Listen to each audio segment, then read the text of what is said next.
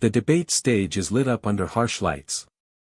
The audience is buzzing, the camera shifting from face to face in the crowd, waiting for something, anything, to break the tension. The air is thick with anticipation. Biggs leans into the microphone, his smirk practically oozing confidence.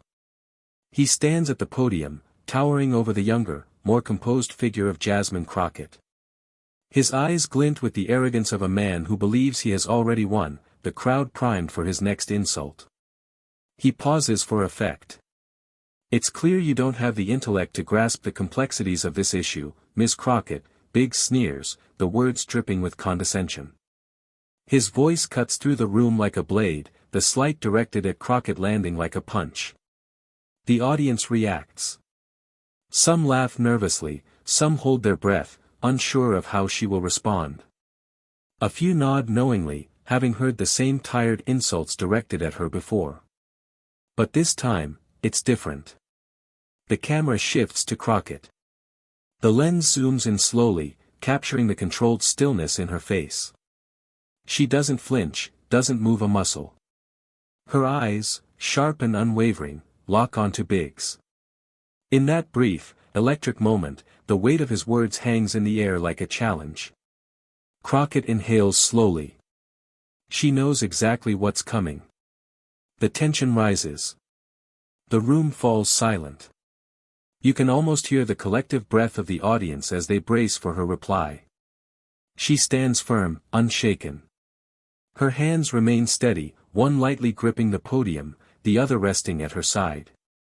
And as she opens her mouth, the room seems to hold its breath even tighter. But what happened next left the entire nation in disbelief, as Jasmine Crockett's response would do more than shut him down, it would destroy his entire argument. The room is charged with the weight of the moment. This isn't just a debate, it's a battle of ideologies, a fight for the soul of a nation. On one side, you have Andy Biggs, a seasoned politician with decades of experience and a reputation as a staunch defender of the old ways. His politics are steeped in tradition, in policies that serve the privileged few and preserve the status quo. He's part of the old guard, the establishment that has controlled the narrative for decades. For him, this is just another day at the office, a debate that he can easily win with his polished rhetoric and the weight of his experience. But across from him stands Jasmine Crockett, a new kind of politician. She's not interested in playing the same tired games or following the same old script. Crockett represents the future, a future of progress, inclusion, and a government that serves all its people, not just the ones with power. She's not a product of political dynasties or elite circles, she's a product of struggle, of hard work, and of a people hungry for change. Her rise isn't a fluke, it's a reflection of the growing wave of progressive ideals that have taken root across the country. The new generation of leaders isn't afraid to challenge the established norms, and Crockett is at the forefront of that movement. As the debate rages on, the contrast between the two figures couldn't be clearer. Biggs is a symbol of the past, clinging to outdated ideologies that have failed to adapt to the changing needs of the country. His arguments are hollow, rooted in a time when power was maintained by division and control.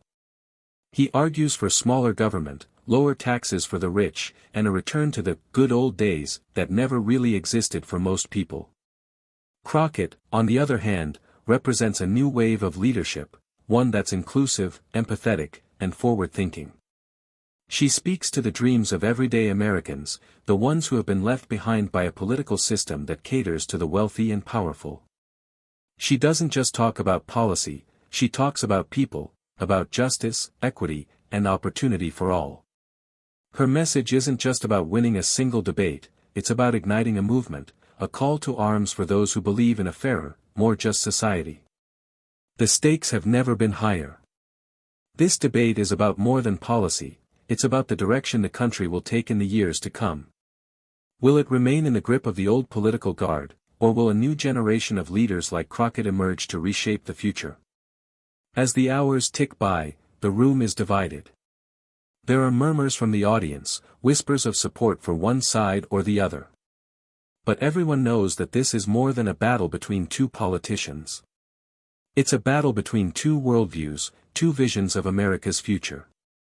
Biggs represents the past, one of division, of fear, of stagnation. Crockett represents the future, one of unity, of progress, and of a nation that truly lives up to its ideals. And as the debate hits its climax, the tension is unbearable. The country is watching. The world is watching. The media is already dissecting every word, every gesture, every shift in body language. But what Biggs didn't anticipate was that Crockett's response would become a defining moment in a much larger fight, one that would ripple through the halls of Congress and beyond. Andy Biggs didn't rise to prominence by playing nice. His career was built on a foundation of hardened rhetoric, and a strategic mastery of dividing and conquering. Born into a family of devout conservatives, Biggs quickly learned how to play the game of politics, how to climb by aligning himself with the rich and powerful, and how to secure his seat in Congress by building a network of loyalists and donors who had everything to gain from the status quo.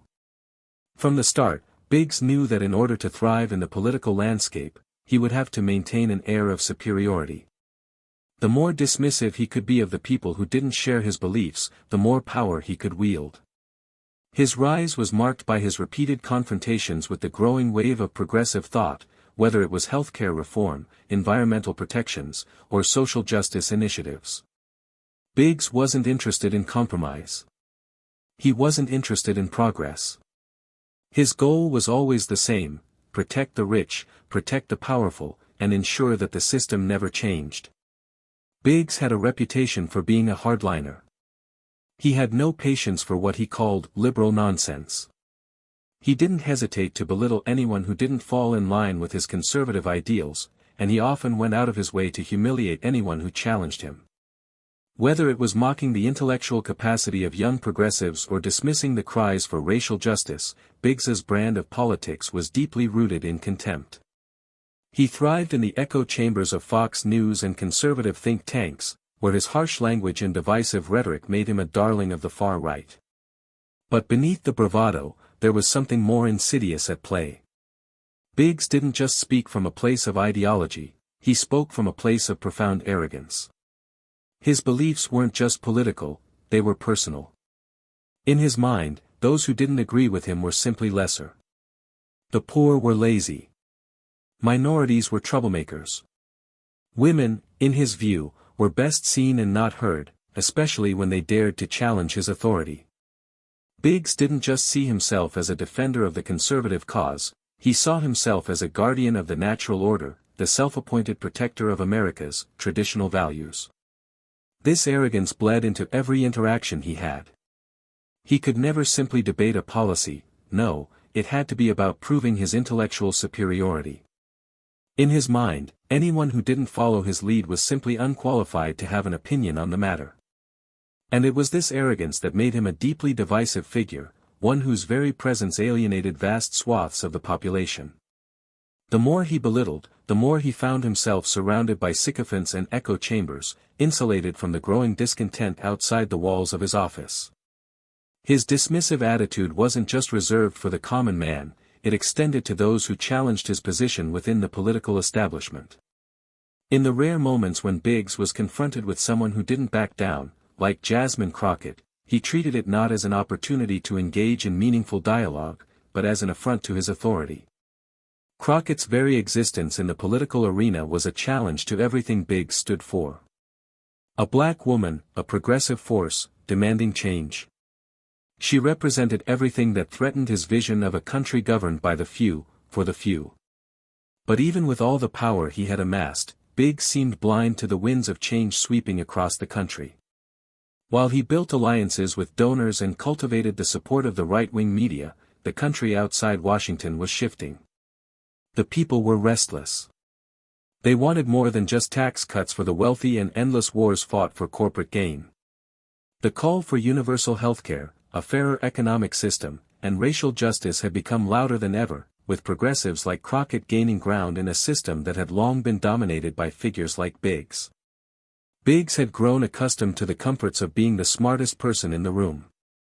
But in this debate, against Crockett, he would come to realize that intelligence isn't about belittling others, it's about listening, understanding, and engaging in ways that move the country forward. He had spent his entire career using his intellect as a weapon, a tool to manipulate the system and keep the people who disagreed with him at bay. But what he failed to understand was that Crockett wasn't interested in the game he was playing. She wasn't here to be silenced by his arrogance. She wasn't here to be intimidated by his sneering, dismissive remarks. She was here to win.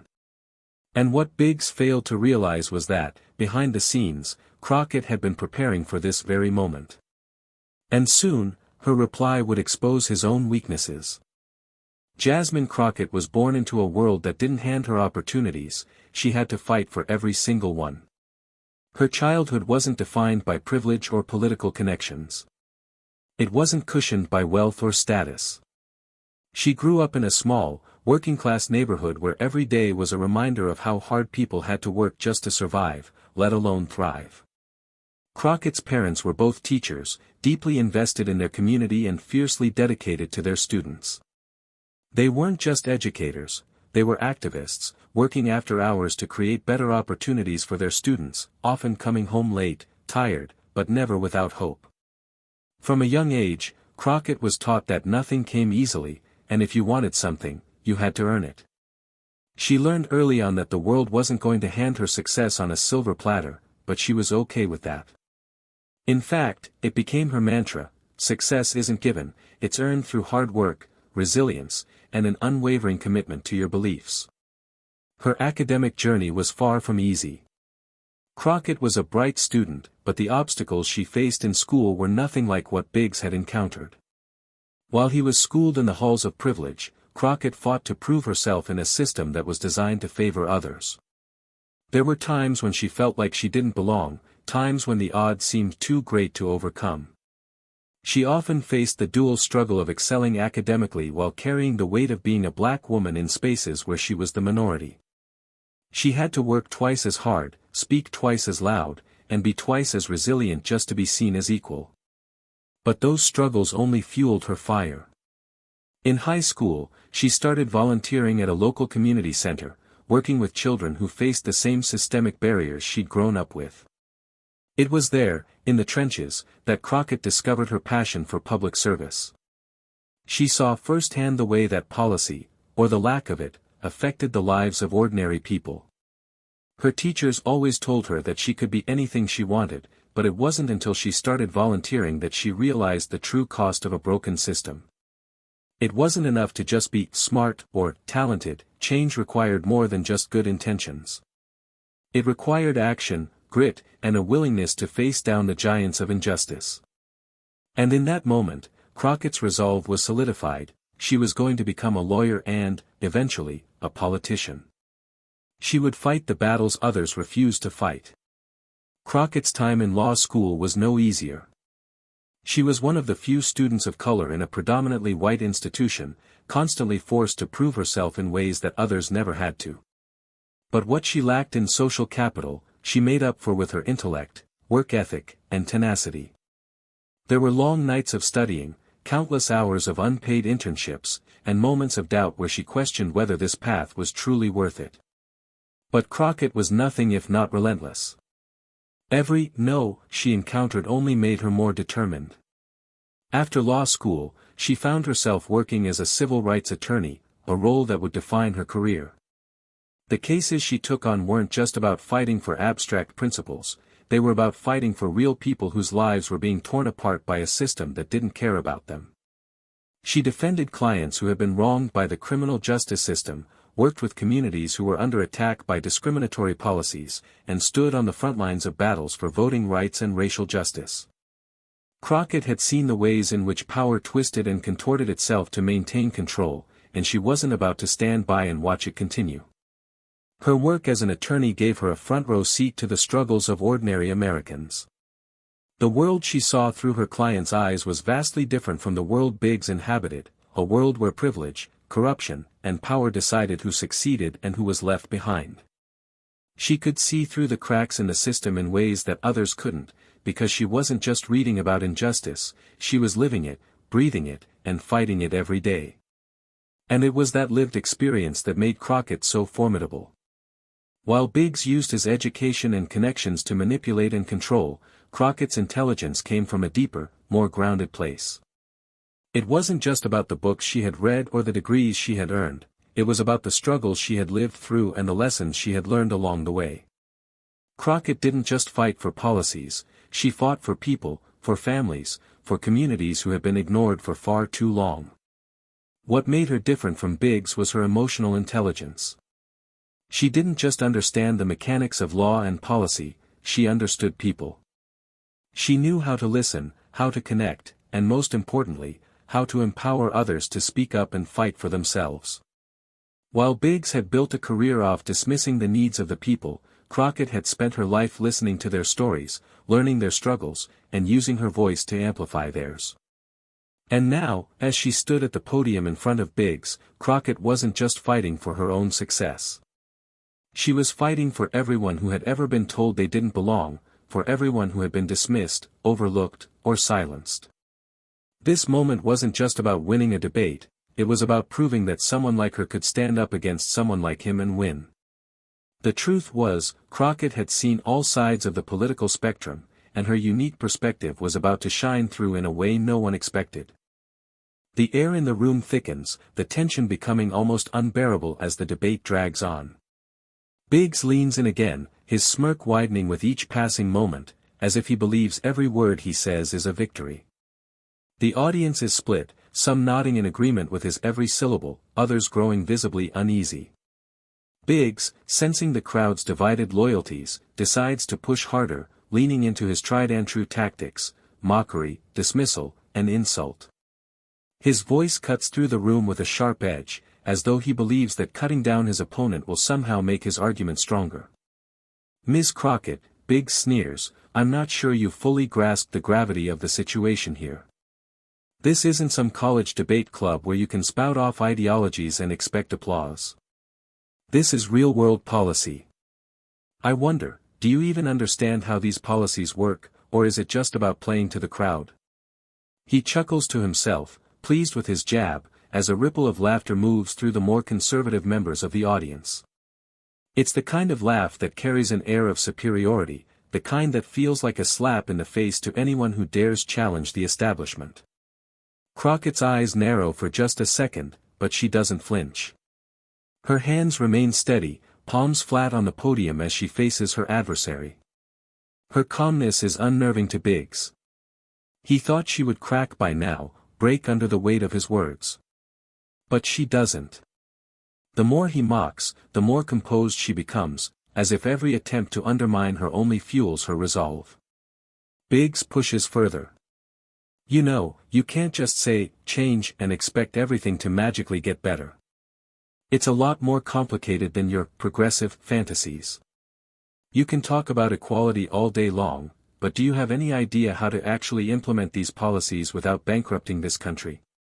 His voice rises with each word, growing louder, more dismissive, as if he's convinced the crowd is with him, that they're nodding in agreement, ready to echo his disdain for everything Crockett stands for. He thrives on his ability to belittle, to turn every argument into a spectacle. And with every interruption, he inches closer to thinking that this victory is his, that his condescending jabs have won the day. But Crockett remains unmoved. She doesn't shout, she doesn't retaliate with fire. Instead, she speaks slowly, methodically, like a person who's not just debating policy but reshaping the very conversation. She's patient, and the patience is maddening. Biggs grows visibly agitated as her calm presence feels like a weight on his shoulders, pulling at the very foundation of his confidence. "Mr. Biggs, with all due respect," she begins, her voice steady and clear, "the problem is not that we're trying to change the system. The problem is that you refuse to see that the system is already broken. It's not a matter of ideology, it's a matter of people's lives. Your policies don't help the people who need it most. You keep talking about the real world, but I've lived in the real world. I've fought for people who've been left behind by the system you defend." The room grows quiet as she speaks. Biggs leans back slightly, his face contorting with frustration. The crowd shifts, some nodding in agreement with Crockett's words, but Biggs presses on, louder now, trying to drown her out. "You really think you can just make a few speeches and change everything, he scoffs, his voice dripping with disdain. You don't have the experience to understand the complexities of this issue. You're just playing at politics, Ms. Crockett. You're not a serious player. The audience reacts again, this time more restlessly. Some voices murmur in agreement with Crockett, others whisper to each other, questioning Biggs' tone. His arrogance is starting to alienate more people than he realizes. Crockett's eyes don't waver from his, her face locked in an unshakable calm. The contrast is striking. Biggs, the seasoned politician, is beginning to unravel under the pressure of Crockett's measured, unflinching resolve. His voice falters for just a moment, but he quickly recovers, shifting back into his role as the confident, belittling figure. But Crockett doesn't let him off the hook. Mr. Biggs, she says, a slight smile touching the corners of her lips, I've never claimed to have all the answers. But I've spent my life listening to people who've been ignored by politicians like you. And that experience, that's the kind of knowledge you can't teach in a classroom. It's the kind of knowledge that comes from living in a system that has failed so many people. Biggs laughs bitterly, cutting her off again. You think that makes you better than me? Just because you can stand there and talk about your life experiences? It's a nice story, but it doesn't change the fact that your ideas will never work. You don't understand the world we live in. The audience tenses again. Crockett doesn't rise to his bait. She just stands there, composed, her gaze unwavering. There's an undeniable power in her silence. She's letting him dig his own grave, and the more he talks, the more the room can feel it, something is shifting, something is coming. Biggs leans forward once more, determined to land the final blow. You're out of your depth here, Crockett. You can't win this. No one's buying your rhetoric. The room is silent. Every eye is locked on them. The weight of the moment is heavy. And then, just as it seems like Biggs has pushed too far, something changes in the air. Crockett stands even straighter, her calm demeanor unwavering. She opens her mouth to respond, but this time, it's not going to be what anyone expects. But what happened next was nothing like what anyone expected. It wasn't just Crockett's intelligence that was about to be questioned. The tension in the room hangs like a storm cloud, thick and heavy. The air feels electric, charged with anticipation. Crockett stands tall, unshaken by the relentless barrage of insults and condescension from Biggs. The audience is silent, waiting for her next move, sensing the moment where everything will shift. And Crockett knows it, she's not just in this debate to defend herself. She's here to expose something far more dangerous than Biggs' arrogance. Biggs, eager to reclaim the upper hand, leans in with that same smirk, prepared for another round of verbal jabs. You've had your moment to talk, Crockett, he sneers, voice dripping with contempt. But you haven't answered the real question. How do you propose to fix the mess this country's in? You talk about changing systems, but you haven't given a single practical solution. Your vision is a pipe dream. The room tenses again, but Crockett stands her ground. Her hand stays steady on the podium, her eyes locked on him, unwavering. She's not rattled, she's ready. There's a calm authority in her posture, an unspoken understanding that this moment is hers to seize. She lets Biggs' words hang in the air for a beat longer than necessary, watching him struggle with his own arrogance, his words stammering under the weight of her silence. Then, without missing a beat, she speaks, her voice soft, but every syllable cutting through the room like a blade. Mr. Biggs, she begins, her tone measured, deliberate.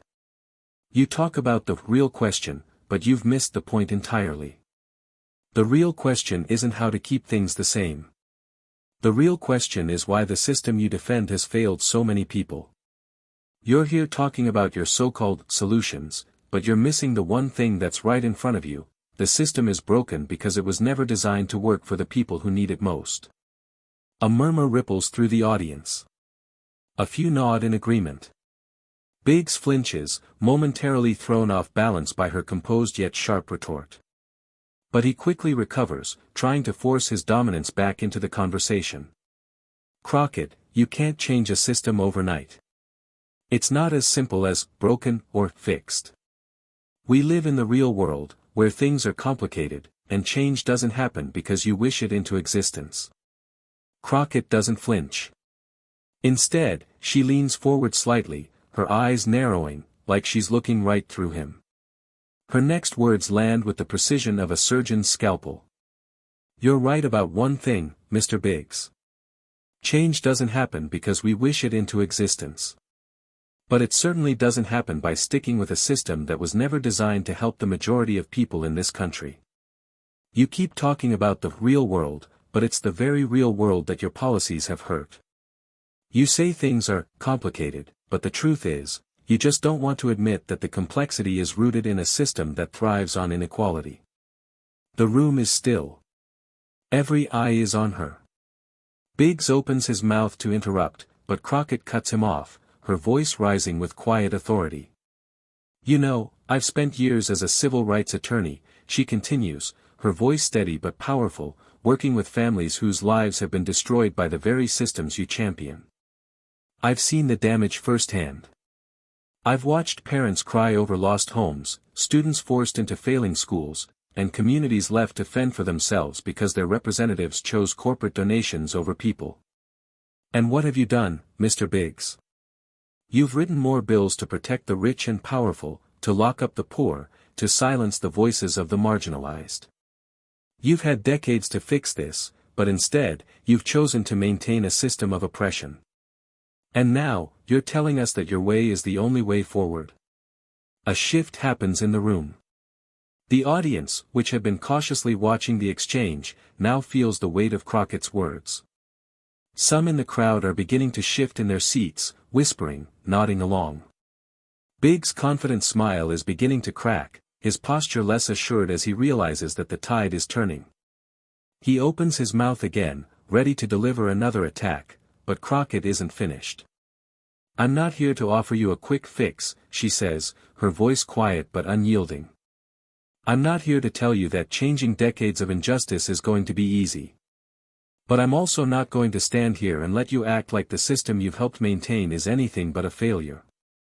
You want to talk about the real world? Fine. Let's talk about it. In the real world, people are dying because they can't afford healthcare. In the real world, children are going to school hungry. In the real world, Black and brown communities face the full force of police violence and incarceration. And what do, Mr. Biggs? You ignore it. You pretend it's not happening because it doesn't affect you. You're so caught up in protecting your own interests that you've forgotten who you're supposed to represent. So, don't tell me about the real world. I've lived it. I've seen it. And I'm not backing down until it changes. The room erupts. A wave of applause fills the space, loud and sudden, echoing through the halls. For a moment, it's deafening. The audience's reactions are a mix of cheers and shouts of support. Biggs is stunned, his face slack with disbelief. The confidence he once held so firmly has shattered, leaving him speechless in the wake of Crockett's relentless, decisive words. Crockett stands tall, her chest rising and falling with the weight of the moment. Her eyes don't leave Biggs as the applause reverberates through the room. The shift in the atmosphere is palpable. The smugness that had defined Biggs' demeanor just moments ago is gone, replaced by an uncomfortable silence. Crockett's calmness, her composure, has made her the true victor in this moment. She didn't need to yell or insult, her words, backed by truth, had cut through the noise, exposing the lies and failures Biggs had been hiding behind for so long. Biggs, now momentarily speechless, glares at Crockett, his mouth moving but no words coming out. He shifts uncomfortably, trying to regain control, but it's too late. The audience has already made their judgment. Crockett's response had gone viral before the evening was even over, and it was clear, Biggs had just been exposed for who he truly was, a man more interested in preserving the broken system than in fixing it. Biggs tried to fire back, but the damage was done. The world was watching, and Crockett's response was going viral. The internet erupted within minutes of the debate's conclusion. What had started as a routine political exchange had quickly transformed into something much larger, something that would ripple through every corner of the nation. Crockett's mic drop moment was not just a political victory, it was a cultural explosion. Twitter was flooded with reactions, and within hours, #CrockettOwnsBiggs was trending worldwide. Memes were created, each one more creative than the last, turning Crockett's calm yet scathing retort into viral content. One meme featured a split image, on one side, Biggs' face, distorted with arrogance, and on the other, Crockett's poised, unshaken expression as she delivered her final blow. The caption read, "When the ego meets reality." It was simple, yet cutting. Within hours, it had been retweeted thousands of times, shared on Facebook, and spread across every corner of the internet. On Twitter, users took to the hashtag like wildfire. "I don't always agree with her, but damn, @CrockettForChange just schooled Andy Biggs." #CrockettOwnsBiggs, one tweet read. Another, more pointed, said, "Biggs thought he was debating her. He didn't realize he was the lesson."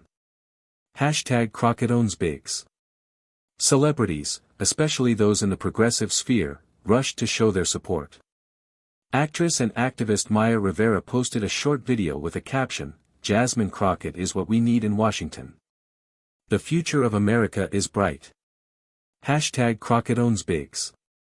Singer and social justice advocate DeAndre Banks posted a tweet saying, "This is the leadership we need.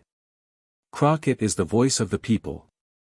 Let's #CrockettOwnsBiggs every single time." The political commentary on television had an almost immediate shift. At first, Biggs' defenders tried to brush the incident off. "It's just a typical debate tactic," one conservative pundit stated, trying to downplay the moment. Crockett got a couple of clever jabs in, but it doesn't change the fact that Biggs has the experience and knowledge needed to lead. But the reactions didn't stop there. Across social media, progressive commentators piled on, sharing clips of Crockett's performance, dissecting her points with admiration. Crockett didn't just respond, she redefined the debate, one journalist wrote on Medium. "Biggs may have the experience, but Crockett has the intellect and empathy that the American people need right now." Others on the right weren't as gracious in their defense. Instead of defending Biggs' position, they focused on attacking Crockett's personal background, questioning her qualifications and trying to diminish her accomplishment. Some tried to frame her victory as a fluke, suggesting she had been lucky or that Biggs had been distracted by her aggressive tone. But the more they tried to discredit her, the more Crockett supporters rallied around her. On Fox News, Biggs himself made his first public appearance after the debate, but his face was a mask of frustration. "I stand by my beliefs," he said, his voice tight. What happened on that stage was not about policy, it was about a circus performance. Crockett is a novice who has no understanding of the real issues facing this country. Yet his comments only seemed to reinforce the narrative that had taken hold in the media. Rather than de-escalating the situation, Biggs' reaction only added fuel to the fire. His attempt to dismiss Crockett's victory was seen as out of touch, further alienating him from the very people he claimed to represent. As the media spotlight continued to shine on him, many questioned whether Biggs had underestimated his opponent, and, by extension, the political landscape itself. Journalists on both sides of the aisle were quick to weigh in. Political analyst Jada Thompson wrote a scathing op-ed for The Washington Post, pointing out that Biggs' failure to engage with Crockett's arguments and his focus on personal attacks revealed his inability to adapt to the changing political climate. "Biggs is a relic of the past," Thompson wrote. "Crockett represents the future."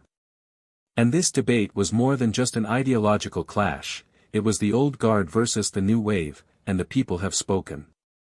But it wasn't just political pundits who were weighing in. Celebrities, activists, and everyday people, many of whom had never even heard of Crockett before, were now rallying behind her. A viral video showed a group of teenagers, mostly from marginalized communities, celebrating her response with chants of "We're with Crockett." It was a clear signal that this moment had transcended politics and had become a cultural symbol of resilience and intellectual victory. In an unexpected twist, even moderate voices began to express admiration for Crockett's composure. On CNN, political commentator David Jordan remarked, "Look, I've disagreed with Crockett on plenty of issues, but there's no denying that she just showed Biggs up in a way few politicians could. There's something to be said for that kind of intellectual firepower." And still, the memes kept pouring in. Some made fun of Biggs' blustering, while others celebrated Crockett's composed demolition of his arguments. A popular tweet simply read, "Biggs was expecting a fight. He got a lesson. #Crockett owns Biggs." But it wasn't just the media and social media that were caught up in the whirlwind. The aftermath of the debate sparked real-world conversations. College campuses across the country were holding discussions about the debate, with students forming watch parties to dissect Crockett's words. Progressive political organizations saw a surge in donations and volunteer sign-ups, many expressing that they had found a voice in Crockett that resonated with them, one that stood against the system while simultaneously elevating it to a higher standard. But while the world debated who had won, Biggs made a fatal mistake, one that would only add fuel to the fire. He tried to attack Crockett again, this time, through a tweet. "I won't let one woman's theatrics rewrite the truth," he posted. Crockett is a puppet, parading around with empty promises and no understanding of real leadership. It was a strategic misstep that turned the tide even further in Crockett's favor. In a single move, Biggs had cast aside any doubt about his arrogance, and reaffirmed why the public had become so disillusioned with the old guard. The backlash was swift and unforgiving. #Crockett owns Biggs surged once more, but now, it wasn't just about the debate, it was about something deeper. Crockett had not only won the moment, she had also exposed the frailty of Biggs' worldview. The day after the debate, the world was still reeling. The hashtags, the memes, the viral clips, they all told one story: a new kind of politics was taking shape. A politics rooted not in manipulation or empty rhetoric, but in truth, compassion, and an unwavering commitment to justice. And at the center of that transformation stood Jasmine Crockett. But Crockett wasn't content to rest on her laurels or bask in the aftermath of her victory. Instead, she took to social media to deliver a message that would resonate with millions, galvanizing a movement far bigger than any one debate. In a video that quickly gained traction across every platform, Crockett spoke directly to the camera, her face calm but filled with determination. "Yesterday," she began, "I stood on that stage with a man who tried to belittle me, who tried to convince the world that the only real intelligence was the kind that comes from privilege and pedigree.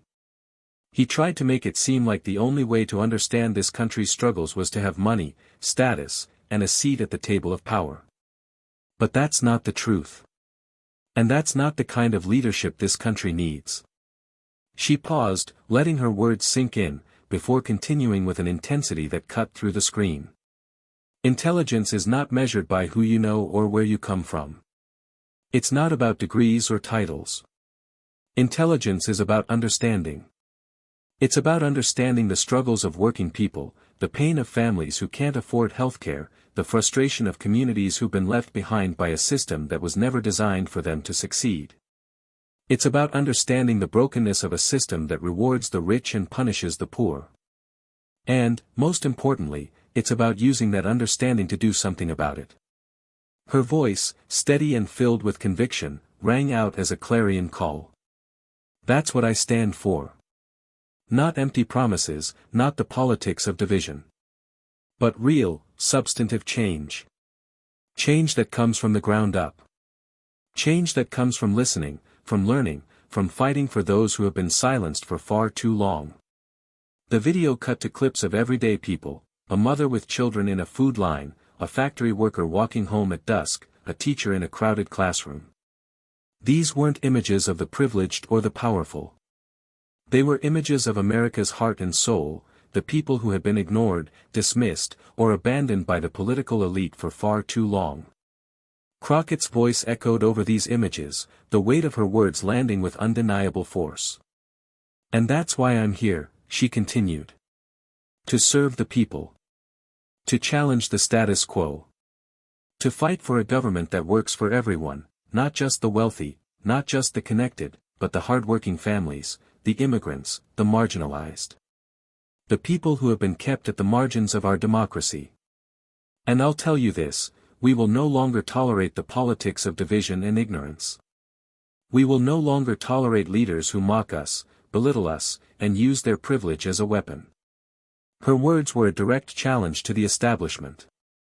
A challenge to bigs. To anyone who believed that power and privilege should dictate the future of the country. And the response was overwhelming. People of all ages, races, and backgrounds took to social media, sharing her video and pledging to be part of the movement she was building. Donations poured in. Volunteers signed up by the thousands, eager to work on her campaign, eager to fight for the change she promised. Crockett's message went beyond just political ideals. It was a message of empowerment. Of hope. It was a reminder that leadership wasn't about being the loudest or the most aggressive. It was about serving, about listening, about lifting up the voices that had been silenced for too long. In a time when so many felt disconnected from their government, Crockett's words became a rallying cry for a new kind of politics, one rooted in compassion, intelligence, and the pursuit of justice for all. The truth is, she said, her voice softening, we don't need more leaders who think they have all the answers. We need leaders who are willing to listen, who are willing to learn, and who are willing to fight for what's right. We need leaders who know what it's like to struggle, who know what it's like to fight for what you believe in, and who are ready to do whatever it takes to make this country a place where everyone can thrive. Her final words hit with the force of a tidal wave. This is just the beginning. This isn't about one debate. This is about a new generation of leaders who will no longer tolerate the politics of division and ignorance. This is about the future of our country, and we are not going to stop until we've built a better one, for all of us. As the video ended, the ripple effects of her message spread like wildfire. Political pundits, once skeptical of Crockett's rise, were now forced to acknowledge her strength, her intellect, and her ability to connect with the people in ways that transcended political ideology. She wasn't just a politician, she was a movement. In the days that followed, the hashtag Crockett owns bigs faded, but the real work had only just begun.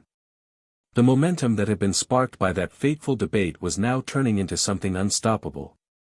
Crockett's campaign gained traction in ways no one had predicted, her grassroots support growing with every speech, every appearance, every interaction with voters.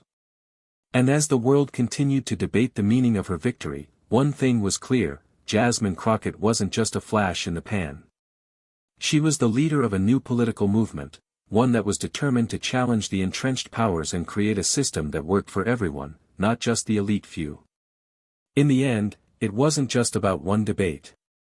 It was about a new generation of leaders who would no longer tolerate the politics of division and ignorance. Jasmine Crockett's victory wasn't just a personal triumph, it was a victory for truth, integrity, and the very soul of politics. In the face of condescension and arrogance, she stood firm. She didn't just defeat Andy Biggs in that debate, she defeated the notion that politics has to be about power plays and personal gain. She proved that real leadership isn't about who you know, but about what you're willing to fight for. This moment wasn't just about one debate. It was about a movement. A movement that says we're done with the old politics of division, done with the status quo that leaves so many behind. It's a movement that calls for honesty, for fairness, and for leaders who are ready to listen and serve, not just speak. But this fight isn't over. The battle for a better, fairer, more just world is just beginning. And now, more than ever, we need people like you to step up and be part of that change. The future of our country depends on it. So, here's your call to action, share this story. Share it far and wide. Let people know that this is what real leadership looks like. Let's make sure leaders like Jasmine Crockett rise to the occasion, because together, we can make the difference. Subscribe, get involved, and remember, change doesn't come from waiting. It comes from us. Let's stand together and keep pushing for the justice, the fairness, and the progress that we all deserve. The fight for justice isn't over, let's stand together. Share this story, and let's make sure leaders like Crockett rise to the occasion.